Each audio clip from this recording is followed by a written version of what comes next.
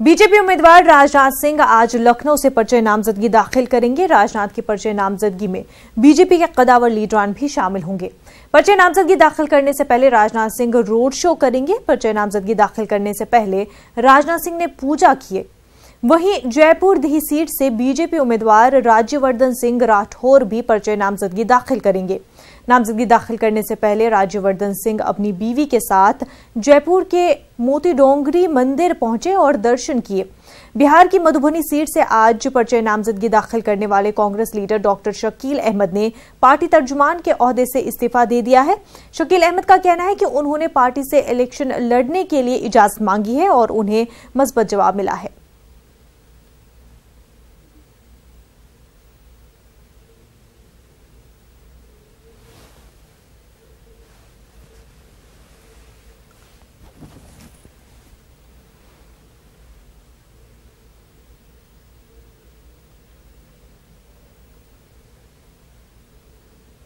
हमारे साथ हमारे नुमाइंदे ब्रिजमोहन पटना से और हमारी नुमाइंदा रंजना जुड़ी हुई है।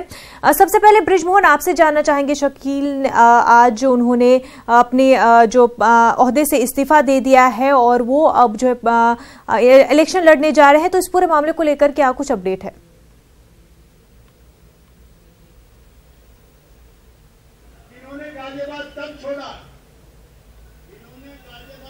जब इनके उत्तराधिकारी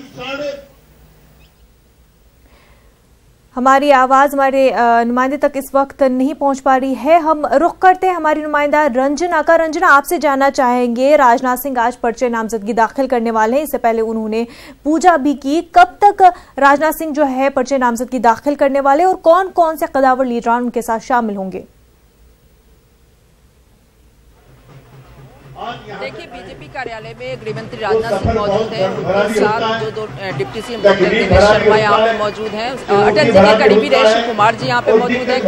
कैबिनेट मंत्री राजनाथ सिंह, आशुतोष टंडन, ब्रजेश पाठक सहित सभी नेता यहाँ पे मौजूद हैं। मंच पे जेडीयू के राष्ट्रीय महासचिव त्यागी भी यहाँ पे मौजूद हैं और अभी थोड़ी देर में 10:30 बजे कहा जा रहा है कि वो यहाँ से निकलेंगे और एक जुलूस के तौर पे पार्टी कार्यालय से उनका जुलूस निकलेगा और हजरतगंज में फिर चौराहा होते हुए कलेक्ट्रेट जाएगा। तो एक जुलूस के रूप में वो निकलेगा उनका काफिला और यहाँ से निकल के वो जाकर नामांकन करेंगे। तो पूरी तैयारी हो चुकी है और राजनाथ सिंह आ चुके हैं। नामांकन से निकलने से पहले वो यहाँ अपने कार्यकर्ताओं को संबोधित करेंगे और थोड़ी ही देर में ये कार्यक्रम शुरू होगा यहाँ पे और वो उनका संबोधन होगा। उसके बाद 10:30 का माना जा रहा है कि वो यहाँ से निकलेंगे कलेक्ट्रेट के लिए जुलूस के रूप में। उनका नामांकन का काफिला यहाँ से निकलेगा।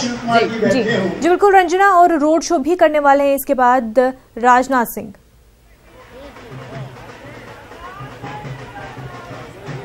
बिल्कुल, जब प्रदेश कार्यालय से निकलेंगे तो जो काफिला उनका निकलेगा वो रोड शो के ही रूप में होगा और जो प्रदेश कार्यालय से कलेक्ट्रेट की जो दूरी है उस दूरी को वो रथ के माध्यम से तैयार करेंगे। खुला रथ तैयार किया गया है और उसके साथ वो निकलेंगे और उस जुलूस के साथ जो है पहुंचेंगे। अब यहाँ से थोड़ी देर में 10:30 बजे माना जा रहा है अपनी रोड शो के लिए निकलेंगे यहाँ से। जी बिल्कुल। ब्रिजमोहन, आपसे जानना चाहेंगे कि शकील अहमद ने अपने ओहदे से इस्तीफा दे दिया है और अब वो चुनाव लड़ने जा रहे हैं, क्या कुछ अपडेट है? देखिए, शकील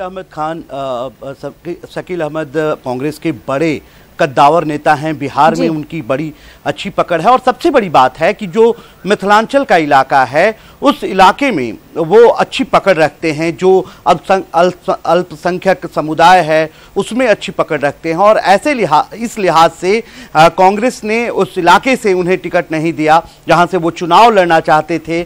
ऐसे हालात में जब उनके पास कोई चारा नहीं बचा, जब उनके पास कोई रास्ता नहीं बचा, तो उन्होंने ये तय किया कि वो कांग्रेस पार्टी से इस्तीफा दें और निर्दलीय चुनाव लड़े। हालांकि इससे पहले ये बात सामने आ रही थी कि कांग्रेस उस सीट से फ्रेंडली फाइट कर सकती है, जो दूसरे दल, जो सहयोगी दल हैं उनके साथ फ्रेंडली फाइट हो सकता है, लेकिन ऐसा कुछ मुमकिन नहीं हो पाया।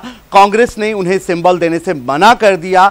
उसके बाद उन्होंने ये रास्ता अख्तियार किया है कि वो अपनी पार्टी यानी कि कांग्रेस से वो इस्तीफा दें और वो चुनाव के लिए उतरें। तो आज वो निर्दलीय उम्मीदवारी कर सकते हैं वहां से और वहां से ताल ठोक सकते हैं। हालांकि आपको बता दें कि शकील अहमद खान मिथिलांचल का जो इलाका है, जो पूरा 4-5 जो जिला है और वहाँ के अल्पसंख्यक समुदाय में काफ़ी हद तक पकड़ रखते हैं, वहाँ के अल्पसंख्यक समुदाय में नीचे तबके तक पकड़ रखते हैं। और यही वजह है कि शकील अहमद खान को ये उम्मीद थी कि कांग्रेस उन्हें वहाँ से चुनाव लड़ाए, लेकिन कांग्रेस ने उनके मंसूबे पर पानी फेर दिया। उसके बाद शकील अहमद खान ने निर्दलीय चुनाव लड़ने का मन बनाया है।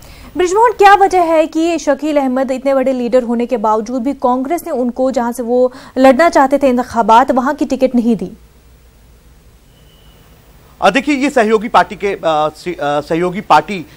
के पास ये सीट चली गई है। और आपको बता दें कि सहयोगी पार्टी यानी कि जो आरजेडी, वीआईपी, आरएलएसपी के साथ जो कांग्रेस ने गठबंधन किया है, जो बिहार में महागठबंधन कहा जाता है, ये वीआईपी के पास सीट गई है। और आपको बता दें कि मधुबनी से जो मधुबनी का सीट है वो वीआईपी के पास गई है, जहां से बद्री पूर्वे जो हैं वहां से टाल ठोकेंगे वीआईपी के तरफ से। और ये भी माना जाता है कि जो वीआईपी के कार्यकर्ता वहां ना के बराबर हैं जी। एक नई पार्टी है और कांग्रेस आरजेडी के कार्यकर्ता वहां पूरे जोश खरोश के साथ वहां काम कर रहे हैं। ऐसे हालात में नई से कोई यदि नया चेहरा जाता है तो कार्यकर्ता उनका साथ नहीं दे पाते हैं। कांग्रेस के जो स्थानीय नेता हैं, जो मधुबनी के नेता हैं, उनकी मांग ये थी कि यहां से शकील अहमद को लड़ाया जाए। शकील अहमद ये चाहते थे कि उन्हें कांग्रेस वहां से चुनाव लड़ाए और उनकी स्थिति मजबूत हो सकती थी। और ऐसे हालात में शकील अहमद को जब कांग्रेस ने टिकट नहीं दिया तो शकील अहमद खान ने अपने कार्यकर्ता, जो उनके कार्यकर्ता थे, उनके मन की बात को समझते हुए खुद को निर्दलीय उम्मीदवार के तौर पर पेश करना ही मुनासिब समझा। तो अब जब शकील अहमद इंडिपेंडेंटली ये चुनाव लड़ने जा रहे हैं तो कांग्रेस के लिए कितना बड़ा नुकसान है? देखिए, कांग्रेस के लिए बड़ा नुकसान ये है कि जो मिथिलांचल का एक बड़ा चेहरा जो शकील अहमद खान के रूप में था, अल्पसंख्यकों का एक बड़ा चेहरा जो शकील अहमद खान के रूप में था, जो उस इलाके में अपना काफी प्रभाव रखता था, शकील अहमद खान कांग्रेस में नहीं रहेंगे।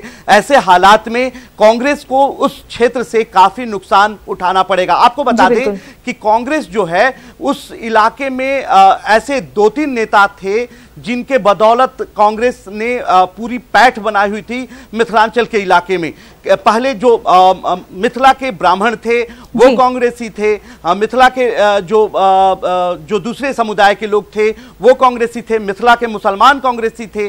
और ऐसे हालात में जब कांग्रेस का एक बड़ा चेहरा जब वहां से कांग्रेस में नहीं रहेगा तो आप अंदाजा लगाइए कि जो कांग्रेसी हैं उनका दिल तो टूटेगा ही टूटेगा। साथ में जिस समुदाय से शकील अहमद खान आते हैं, जिस पर बड़ा प्रभाव है, वहां वो यदि वो उम्मीदवार नहीं होते हैं कांग्रेस की तरफ से तो जाहिर सी बात है कांग्रेस को बड़ा नुकसान होगा। जी बिल्कुल, बहुत बहुत शुक्रिया बृजमोहन आपका। रंजना, आपका भी बहुत बहुत शुक्रिया।